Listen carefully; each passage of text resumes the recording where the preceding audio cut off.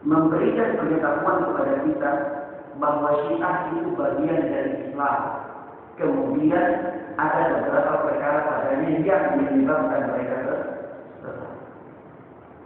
Tapi tidak demikian. Kita katakan bahwa Syiah adalah agama. Agama salah satu agama dari sekian agama yang ada di bumi. Yang nanti mudah-mudahan saya bisa sebutkan beberapa hal yang terkait dengan ucapan kita ini, yang kita mengatakan bahwa Syiah adalah salah satu agama dari sekian agama yang ada di bumi. Namun sebelumnya,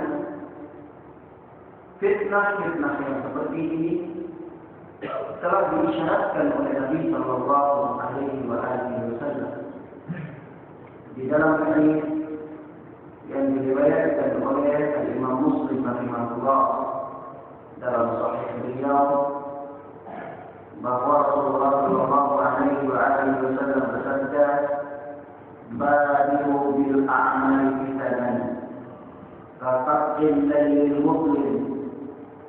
Bersegeralah kalian untuk melakukan amalan-amalan saleh sebelum datang berbagai macam fitnah-fitnah. Yuslihu rajulan mu'minan wa yumsi kafiran, wa yumsi mu'minan wa yuslihu kafiran.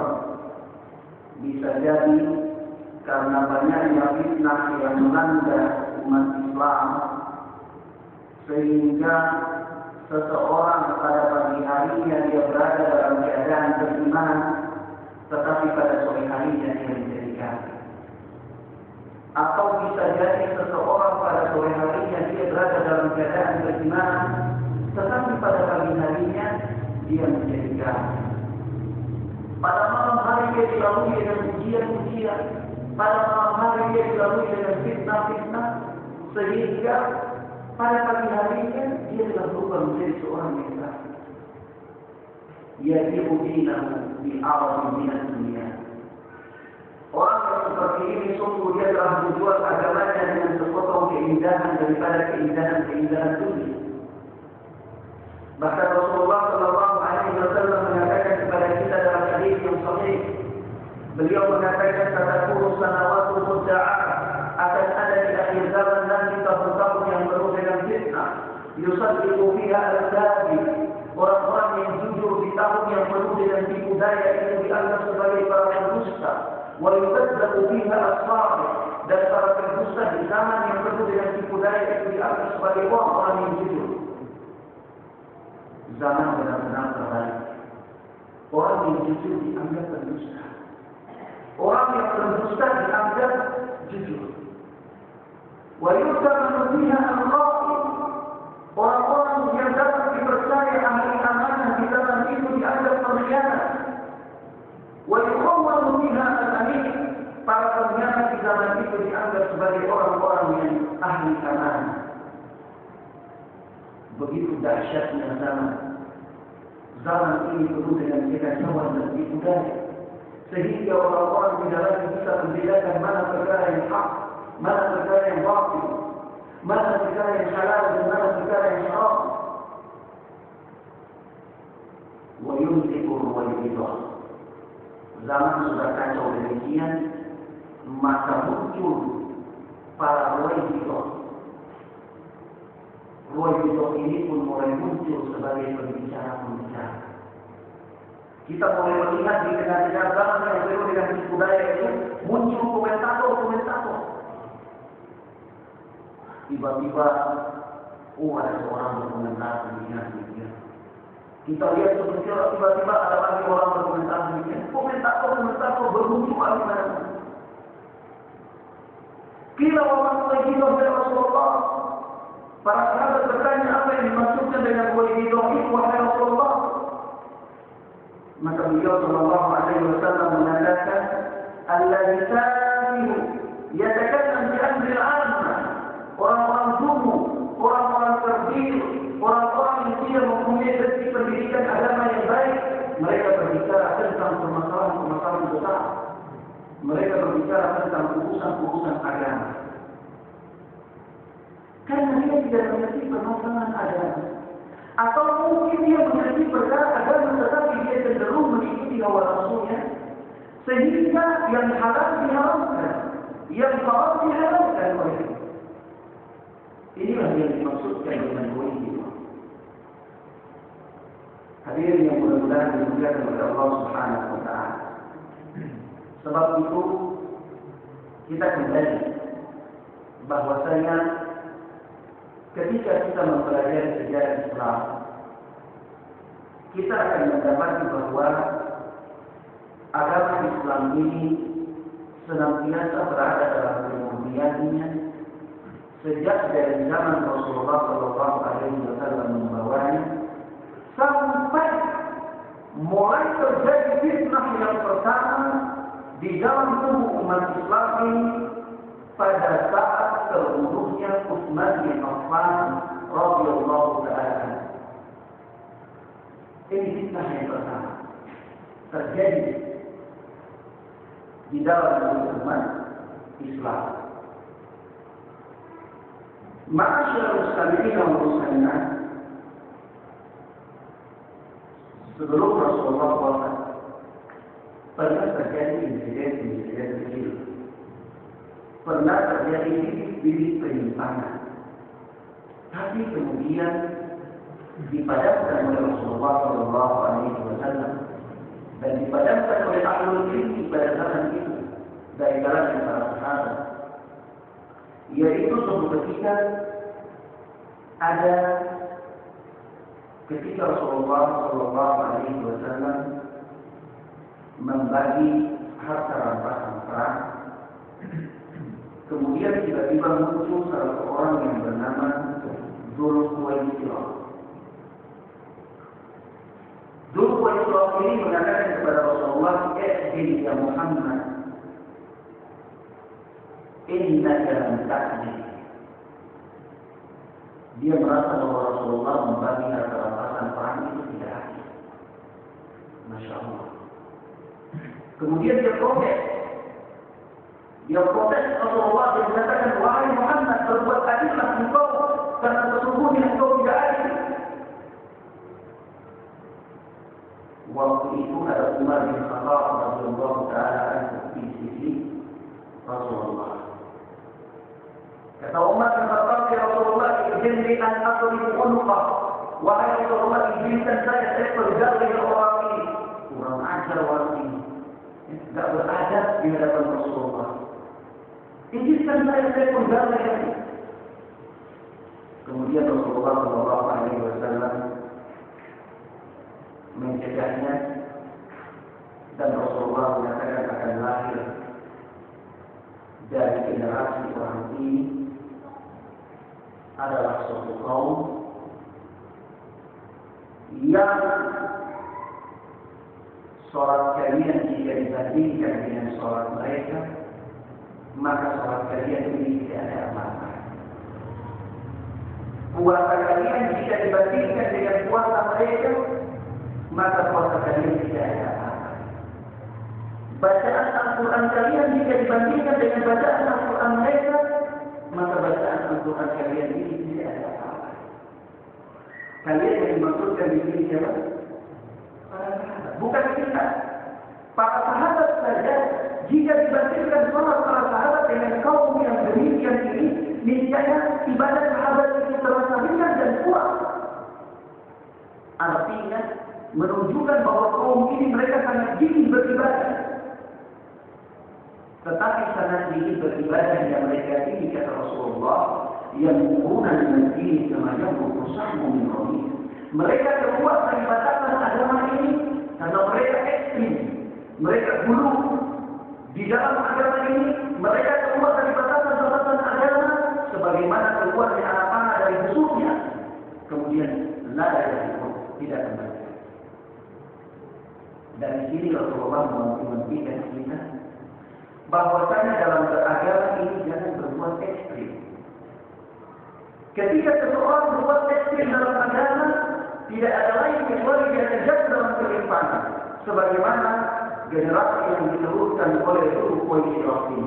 Generasi inilah yang dinamakan dengan generasi Khawarij atau generasi terpilih atau bisa ini yang kita kenal pergerakan mereka dengan sering atau gampang atau mudah mengkafirkan sesama kaum muslimin.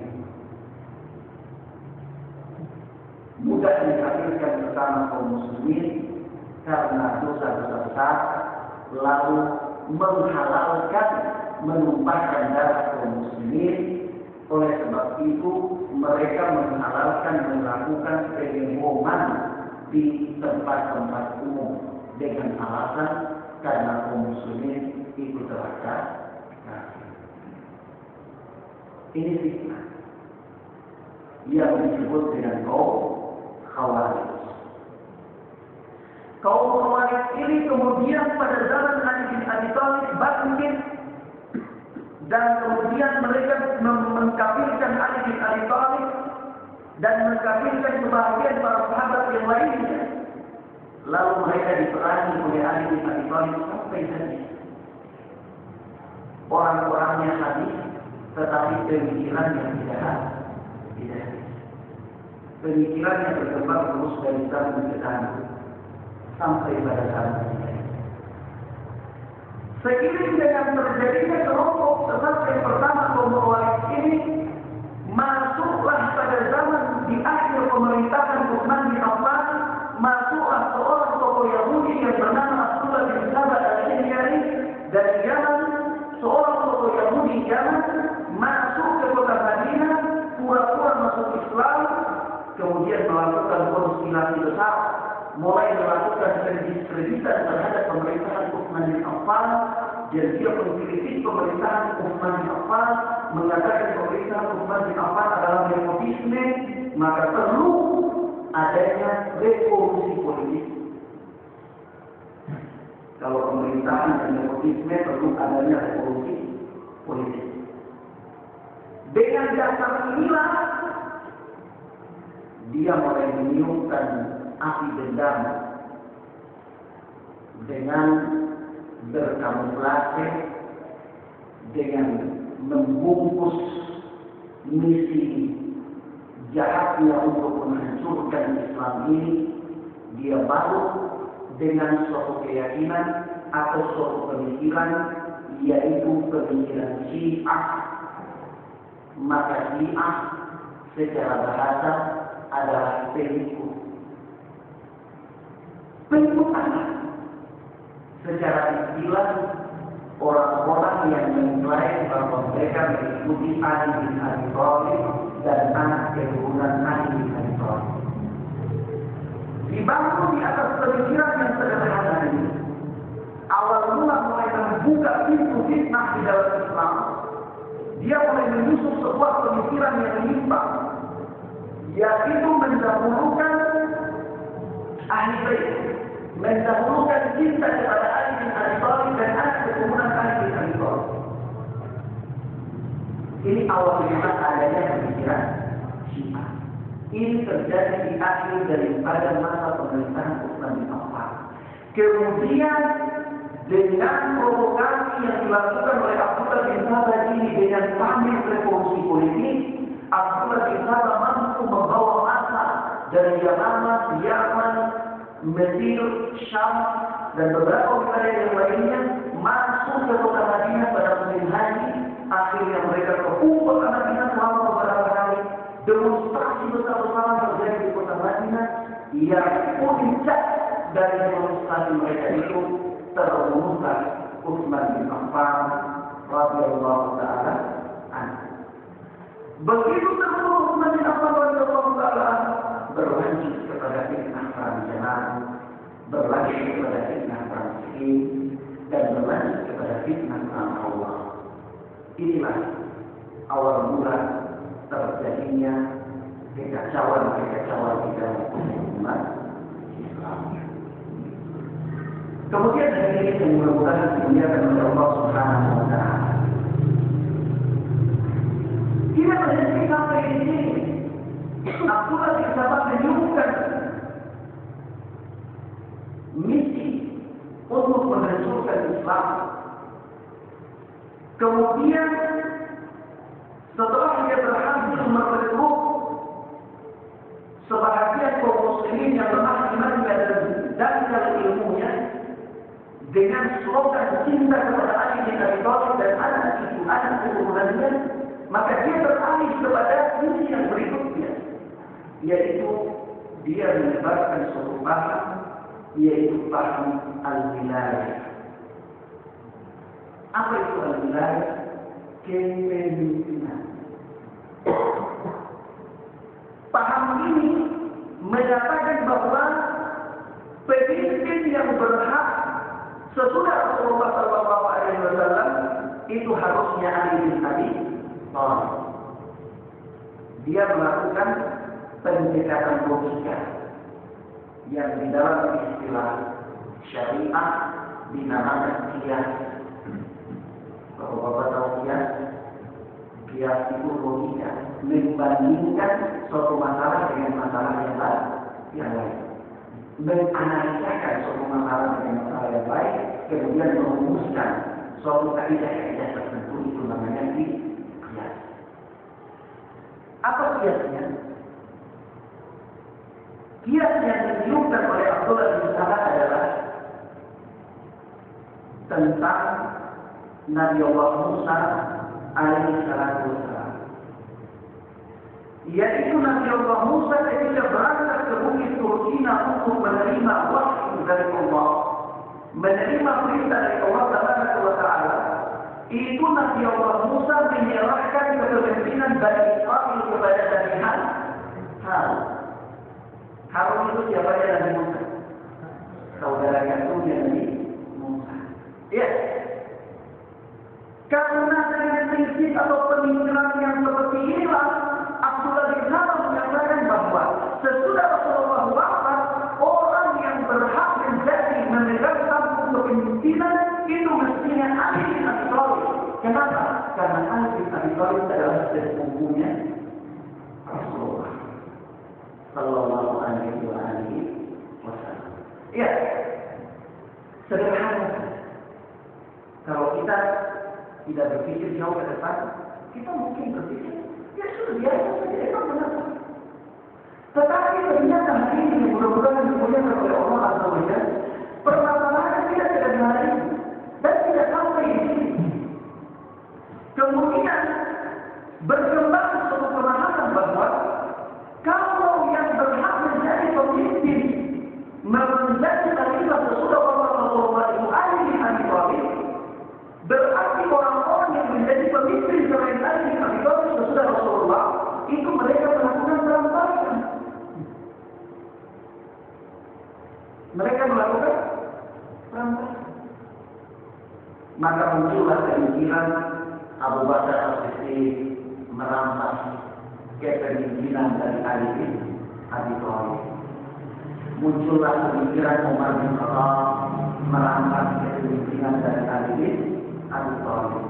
Muncullah pemikiran Utsman bin Affan merampas kepemimpinan dari Ali bin Abi Thalib. Kalau ternyata mereka ini merampas kepemimpinan, berarti mereka ini zalim. Karena mereka zalim, mereka ini pantas untuk masuk neraka.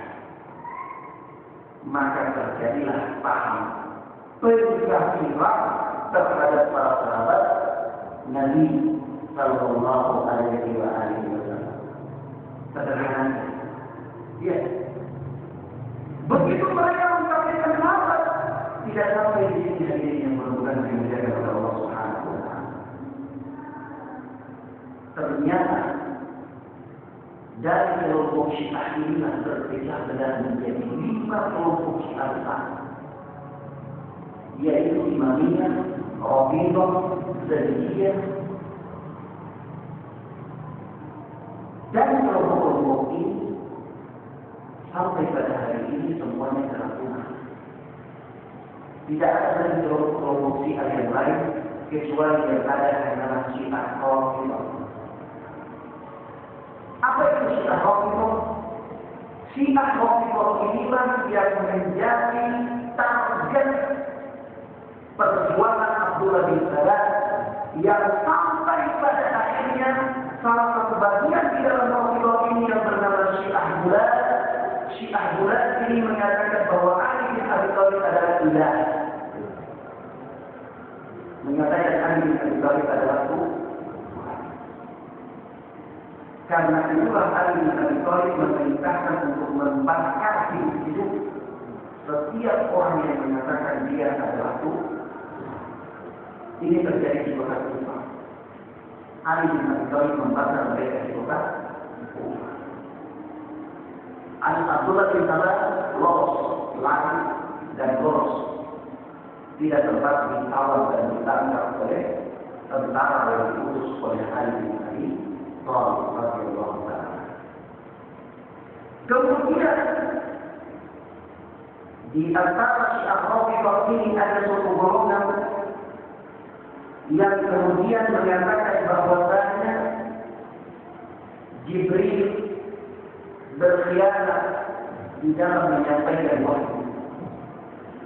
Seharusnya wahyu itu turun kepada Ali bin Abi Thalib, tetapi karena Jibril khianat, akhirnya Jibril berikan wahyu kepada Muhammad sallallahu alaihi wasallam.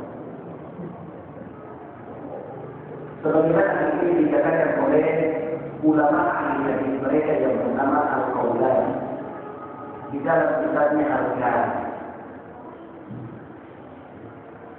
Bermaksud pada ucapan yang diekstrim dari itu, dia mengatakan jika sekiranya Tuhan yang menurunkan Al-Quran kepada Muhammad, maka itu bukan Tuhan kita. Tuhan kita itu Tuhan yang menurunkan Al-Quran kepada Ali bin Abi Thalib. Kalau dalam keadaan demikian kita mengatakan Syiah adalah Islam,